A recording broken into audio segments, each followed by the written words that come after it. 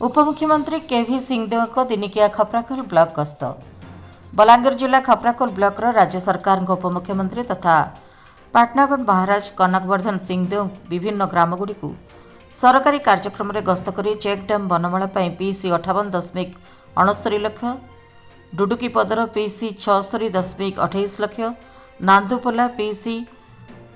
59.64, Harishankar PC 86.61 व्यय अटकल एवं 3 गोटी आरआई ऑफिस बाघमुंड लाठोर खपराखोल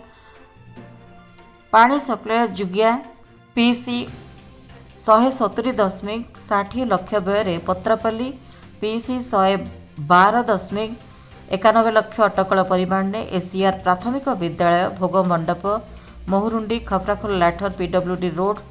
बड़ गुर्जी भट्टारू घुनुसर रेंगाली पीडब्ल्यूडी रोड अंगनदी बरगढ़ जिला बोर्डर ठारू 3 किलोमीटर रास्ता सुनामुदी शुभ भित्तिप्रस्तर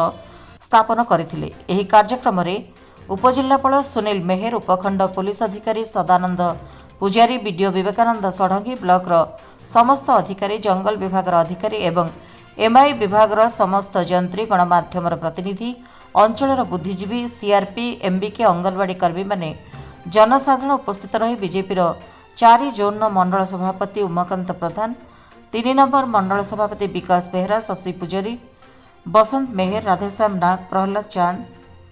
देवकांत पाणिग्राही, कालिया साहू, हेमसागर साहू प्रमुख अनेक सक्रिय बीजेपी कर्मकर्ता माने उपस्थित थिले। ब्यूरो रिपोर्ट, जन अधिकार लाइव।